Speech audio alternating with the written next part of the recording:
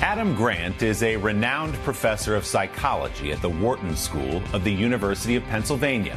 He is the author of best-selling books, the host of a top-rated podcast, a sought-after speaker, and most importantly, a brilliant critical thinker who asks us to challenge our assumptions and to find deeper meaning in our lives.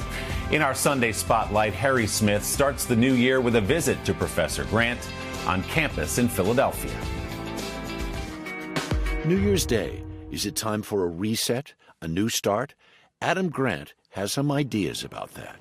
You're sitting at home today. You're not happy about the life you're living in. What would be a great first step? A lot of people, when they're in a situation where they're feeling down or they're not as happy as they hope to be, what they do is they seek advice from others. They go to mentors, they go to family members, they lean on friends. But the problem with that approach is it puts you in a passive frame of mind. You're dependent on other people's knowledge in order to get your own life where you want it. And my guess is you already have the knowledge you need to improve your life. One of the best things you can do is go to somebody else who is facing the same struggle as you and give them advice. And you will generally find, Harry, that the advice you give to others is the advice that you needed to take for yourself. Not an accident. We are sitting next to a statue of Ben Franklin, a signer of an important document. We think about the Declaration of Independence, life, liberty, and the pursuit of happiness. Should we be pursuing happiness, or should we be pursuing satisfaction? I don't want to rewrite the Declaration of Independence. I feel like the Founding Fathers were very wise in a lot of ways, but I do think there's something missing from that equation. I think that we need to account for meaning too, that happiness is incomplete without what gives us a sense of purpose. I would quote one of my all-time favorite psychologists, Brian Little, who said that what we should be aspiring to is lives, liberties, and the happiness of pursuits.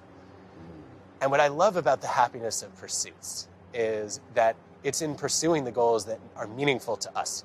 And those goals, more than anything else, are goals that benefit other people, not just us.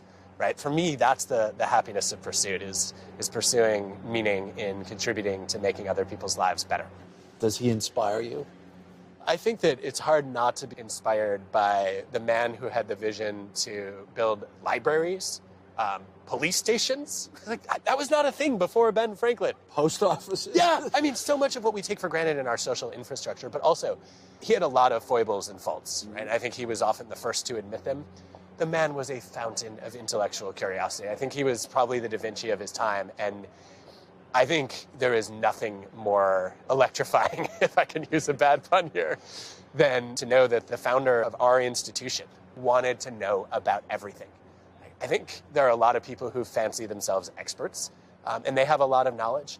What I prize even more is the curiosity of saying, I want to know more. Grant, sounding a lot like the man himself.